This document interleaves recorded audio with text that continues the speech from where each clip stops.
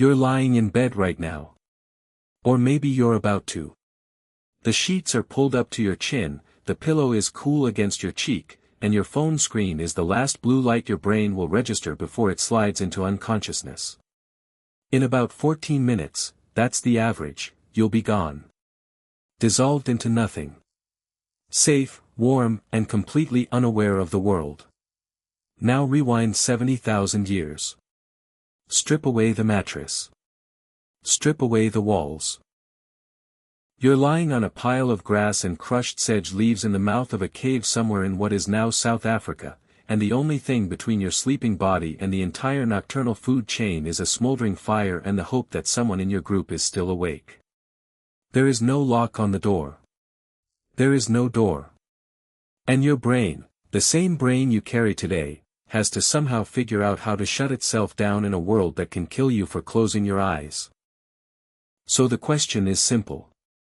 For hundreds of thousands of years, with no beds, no walls, no electricity, no white noise machines, how did early humans actually fall asleep? The answer starts with something you've probably never thought about, which is that falling asleep is not a decision.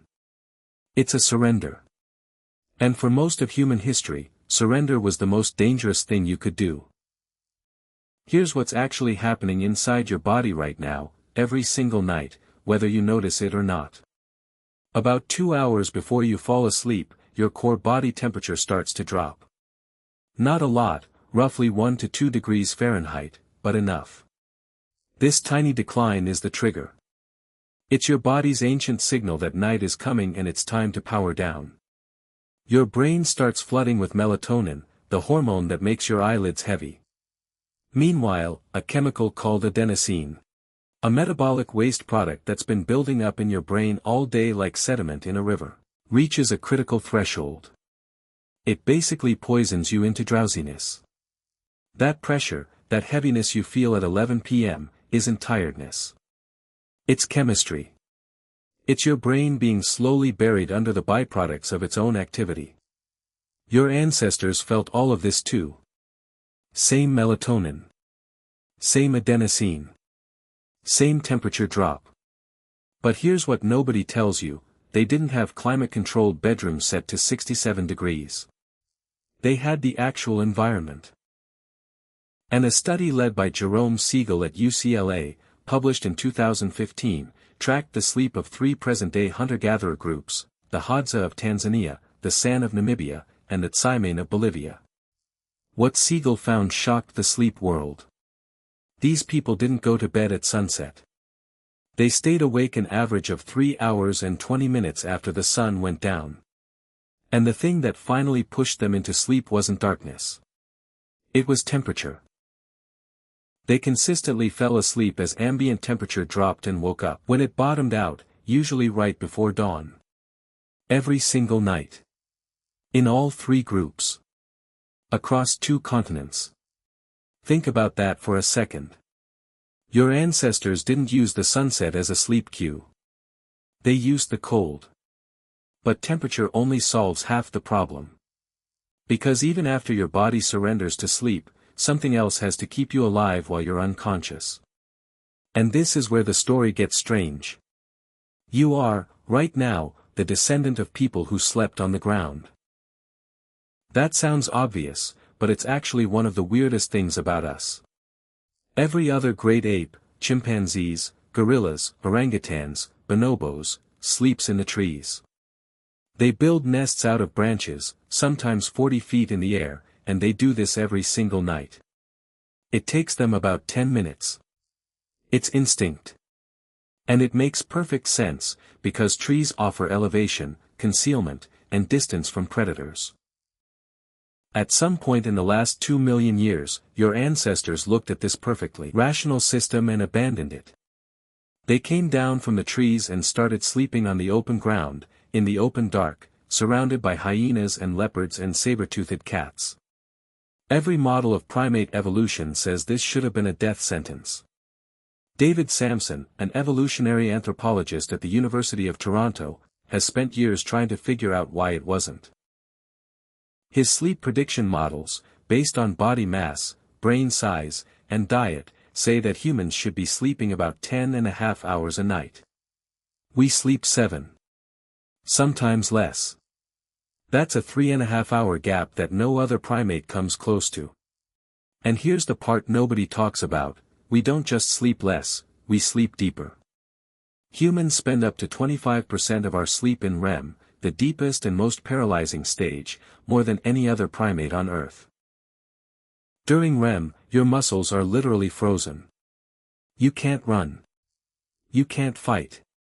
You're dreaming, and your body has disabled itself to keep you from acting out those dreams. For an animal sleeping on the ground in predator territory, this is suicidal. Unless you have one thing no other primate has. Other people. Samson's research with the Hadza, 33 men and women tracked over 20 days in northern Tanzania, revealed something extraordinary. Over 220 hours of recorded sleep, there were only 18 minutes when every single person in the group was asleep at the same time. 18 minutes. Out of 220 hours. Someone was almost always awake. Not because they were assigned a shift, not because anyone told them to stand guard, but because human beings naturally fall asleep and wake up at different times. The teenagers stayed up late. The elders woke early. The new mothers stirred at every sound. The chronotype variation that we now label night owls and early birds wasn't a personality quirk. It was a survival system. Your ancestors slept in staggered shifts. The groups where everyone happened to crash at the same time simply didn't make it. Samson calls this the sentinel hypothesis. And it means that the next time you can't sleep because someone in your house is snoring or your partner keeps shifting around, you're experiencing the echo of a system that kept your species alive for 250,000 years. But even with living alarms scattered through the group, the ground was still the ground. Cold, hard, crawling with insects, radiating heat away from your body. And this is where the archaeology gets genuinely moving. In 2020, archaeologist Lynn Wadley and her team at the University of Witwatersrand announced a discovery from Border Cave, a rock shelter in the Lubombo Mountains on the border of South Africa and Eswatini. Deep in the cave sediments, they found fossilized grass, bedding. Constructed, deliberate, human-made bedding. And it was 200,000 years old, pushing the record back by more than 100,000 years. But the bedding itself wasn't the headline. Underneath the grass, there were layers of ash. And mixed into the plant material were traces of camphor bush, a plant that, even today, people in rural East Africa use to repel insects. Your ancestors weren't just lying down on whatever was available. They were engineering their sleep environment. They knew that ash dehydrated crawling insects, clogged their breathing apparatus, and made the ground hostile to ticks and mites. They knew that certain plants released chemicals that drove away mosquitoes. At Sibutu Cave in KwaZulu-Natal, Wadley found a similar setup dated to 77,000 years ago, sedge leaf mattresses topped with aromatic, insecticidal plants. And when the bedding got old and infested, they burned it and built new beds on top of the ash. Layer after layer. Century after century. These people had a hygiene system. They had, in a very real sense, a bedtime routine.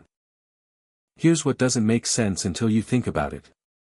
We imagine ancient humans as roughing it, as simply enduring discomfort.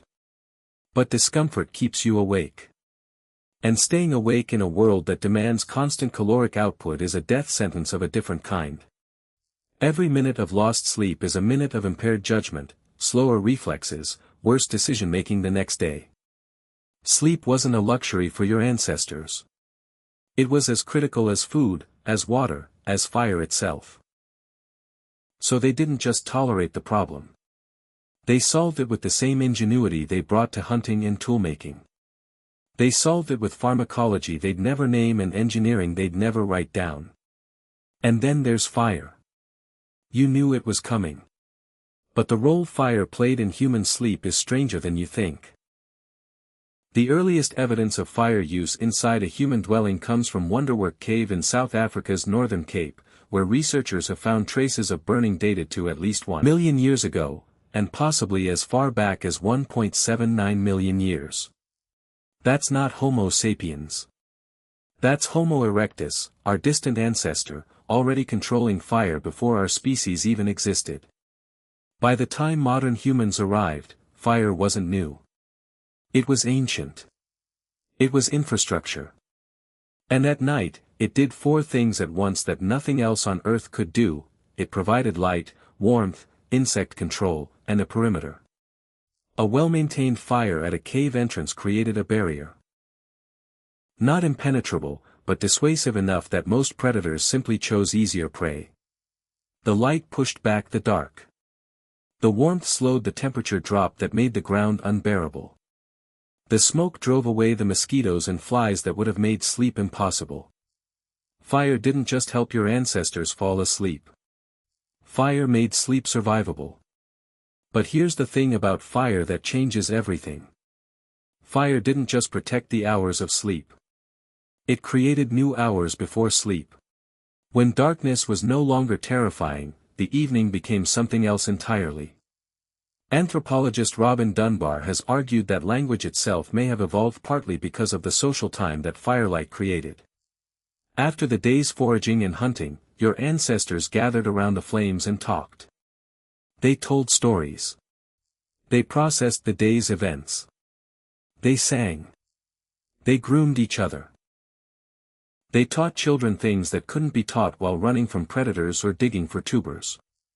The anthropological record from surviving hunter-gatherer groups, the Jew/Hoansi San, the Hadza, the Aboriginal Australians, shows that fireside time is qualitatively different from daytime conversation. It's more emotional, more narrative, more intimate.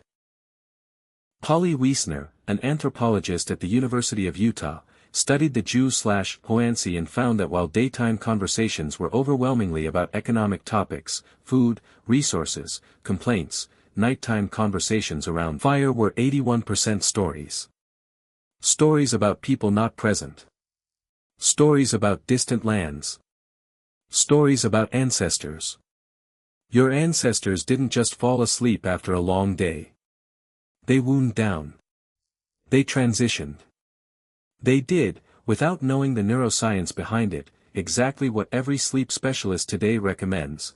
They dimmed the lights, they lowered stimulation, they engaged in calming social bonding, and they let their body temperature decline naturally in the cooling night air. The firelit hour before sleep may have been one of the most important hours in all of human evolution, not for what it did for sleep, but for what it did for culture. And even sleep itself wasn't what you think it was. In 1992, sleep researcher Thomas Ware at the National Institute of Mental Health ran an experiment that would rewrite the history of human rest. He took 15 men and stripped away all artificial light. For 14 hours each night, they lived in total darkness. No screens. No lamps, no clocks. After 4 weeks, something remarkable happened. The men stopped sleeping in one block. They began falling asleep for about 4 hours, waking up for 1 to 3 hours in a calm, meditative state, and then sleeping for another 4 hours. Their bodies had spontaneously reverted to what historian Roger Kirch would later identify in hundreds of pre-industrial documents: the first sleep and the second sleep. Kirch, a professor at Virginia Tech, found references to this pattern in Chaucer, in Homer's Odyssey dating to the 8th century BC, in French medical texts, in court depositions from 17th century England. It wasn't a curiosity. It was the dominant way humans slept for thousands of years. And during that middle waking period, Ware measured it. The men's brains were flooded with prolactin, a hormone associated with deep calm, the same chemical released during the peaceful afterglow of intimacy. They weren't anxious. They weren't restless. They were in a state of consciousness that modern humans almost never experience. A liminal space between two sleeps, ancient and unhurried, that our species may have used for reflection, for prayer, for sex, for quiet conversation in the dark. We didn't lose a sleep disorder. We lost an entire state of mind. So let's pull back. Your ancestors faced a nightly gauntlet that most of us can't even imagine. The cold came for their bodies, and they answered it with fire and falling temperature rhythms that they rode like a wave into unconsciousness. Predators came for their vulnerability, and they answered with staggered sleep, sentinel watchers, and the simple radical act of sleeping together. Parasites came for their skin, and they answered with ash beds, medicinal plants, and the invention of the world's first mattress. And darkness came for their minds, and they answered with firelight, with stories, with songs that turned the most dangerous hours of the day into the most human one. None of this was written in a manual. None of it was taught in a classroom. It was built, night after night, for hundreds of thousands of years, by people who understood something we've almost completely forgotten, that sleep is not a solo act. It never was. It was a collective achievement, a nightly act of trust between bodies huddled in the dark, staggering their consciousness so that the group could survive what no individual could survive alone. Tonight, you'll climb into your bed. You'll pull the sheets up. You'll feel the pillow, cool and clean, against your cheek. And in about 14 minutes, your brain will do the same thing it's done every night for 300,000 years, it will let go. It will trust the dark. Not because the dark is safe, but because somewhere deep in the architecture of your neurons, in the melatonin and the adenosine and the ancient dropping temperature of your blood, your body still remembers a time when someone was watching over you while you slept. You just don't know their name.